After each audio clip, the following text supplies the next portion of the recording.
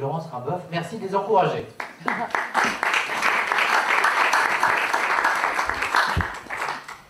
Alors Guillaume Pitron, rapidement je vais faire les présentations. Guillaume Pitron, vous êtes l'auteur du livre d'enquête La guerre des métaux rares.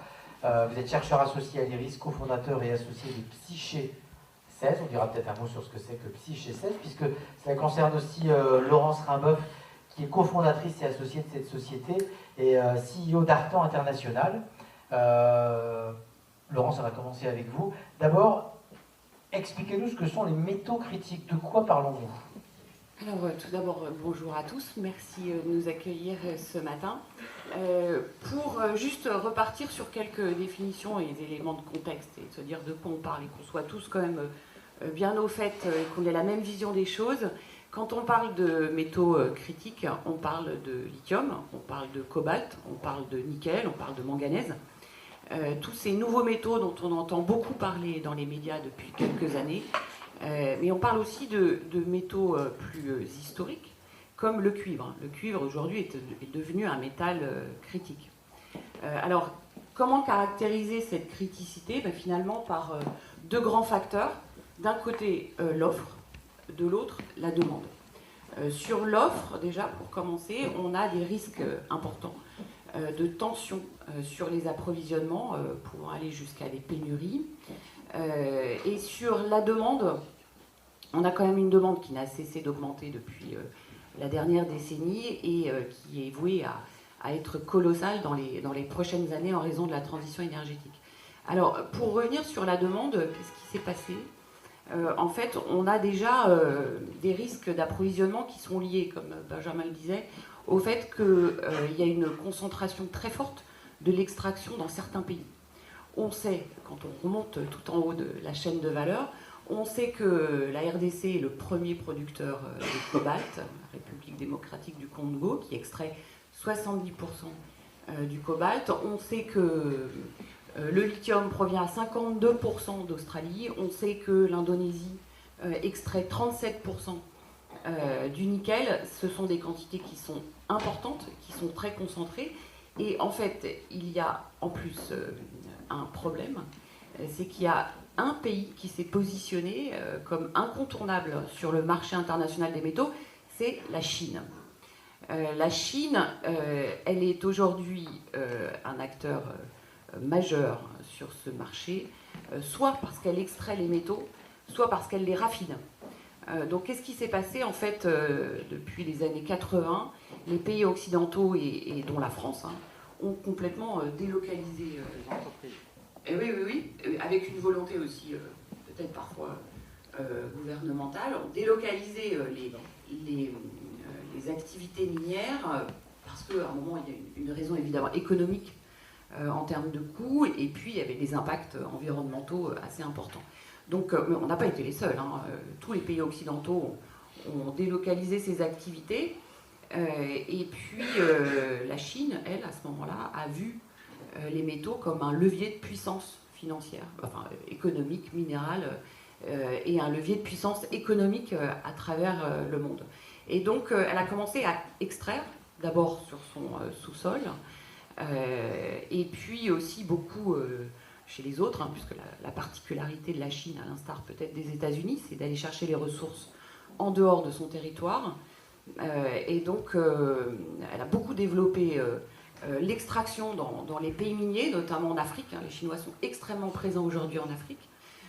Et pour donner juste un chiffre, les investissements directs de la Chine à l'étranger sur les activités minières, c'est 125 milliards de dollars entre 2005 et 2021.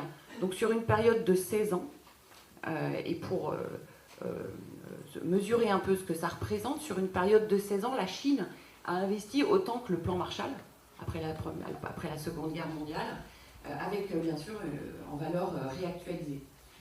Donc aujourd'hui, la Chine extrait et a pris une vraie position sur l'extraction minière, et puis elle raffine aussi.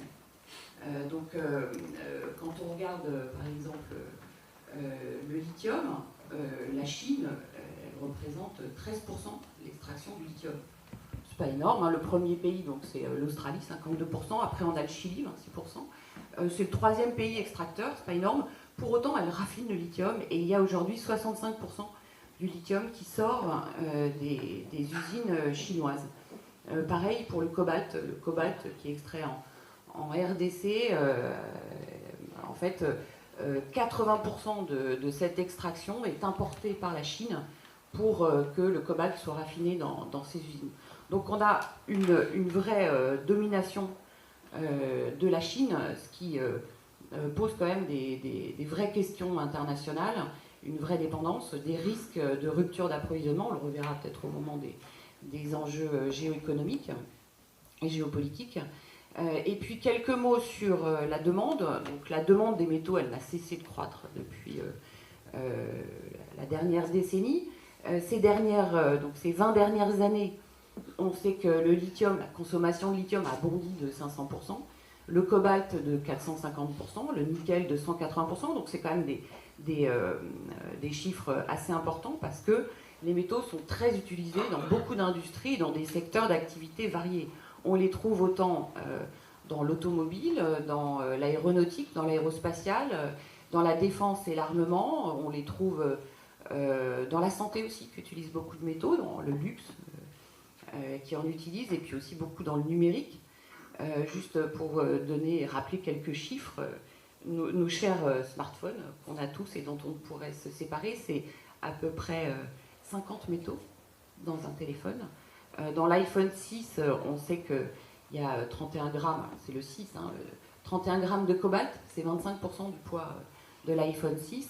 Et plus il y a de fonctionnalités, plus il y a de métaux.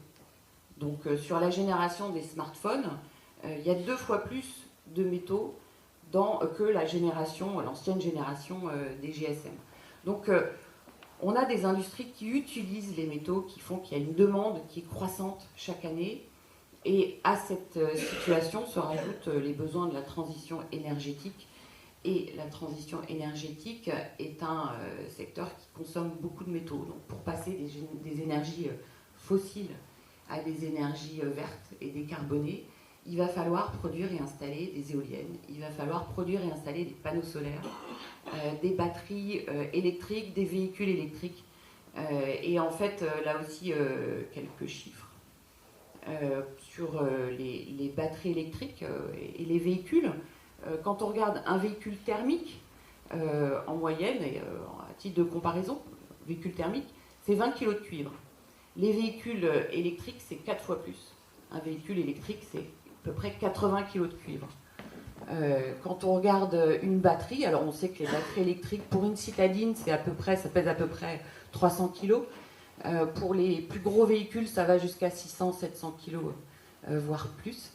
Quand on prend une batterie de véhicule électrique standard, on va dire moyenne, 450 kg, on a entre 5 et 10 kg de lithium, on a entre 30 et 40 kg de nickel, et on a à peu près 40 et 50 kg de graphite. Voilà, donc on sait que la transition écologique et énergétique va générer un vrai appel d'air sur les métaux au niveau de la demande. Donc on a une demande qui va être colossale. Et en fait, quand on regarde la transition énergétique, quand on parle beaucoup de souveraineté industrielle, où il va falloir relocaliser nos industries et l'industrie sur nos territoires, et bien finalement on se dit où sont les matières premières, où sont les métaux. Et là en fait on s'aperçoit que non, on n'a plus de métaux. On n'a plus, du moins aujourd'hui, pas de souveraineté minérale, et on a un vrai risque qui pèse sur nos chaînes d'approvisionnement. Guillaume, cette dépendance, voire cette vulnérabilité dont Laurence parle, c'est quelque chose de très prégnant pour la France, mais aussi pour l'Europe. Pour la France et pour l'Europe, ce micro fonctionne un peu mieux. Pour la France et pour l'Europe, et puis elle est prégnante. Alors, Laurence a parlé des chiffres passés de la consommation qui a bondi, mais on peut parler de la consommation future. Et l'Agence internationale de l'énergie, qui n'était pas très présente sur ces sujets-là jusqu'en 2019, a commencé à faire un vrai travail avec plusieurs rapports, et notamment un rapport de 2021 qui est très intéressant et qui nous donne quelques indications quant à la consommation future de ces métaux de la transition énergétique. D'ici 2040, il faudra, c'est un chiffre, c'est une moyenne, enfin je veux dire, on peut discuter ce chiffre, mais l'ordre de grandeur est intéressant, il faudra consommer et produire 42 fois plus de lithium en 2040 qu'en 2020 pour respecter les accords de Paris. De même que pour le cobalt, cette consommation devrait, à l'horizon des 20 prochaines années, être multipliée par 21, celle de graphite de 25, celle de nickel de 19, celle de terres rares également, indispensable pour la plupart des véhicules électriques, multipliée par 7.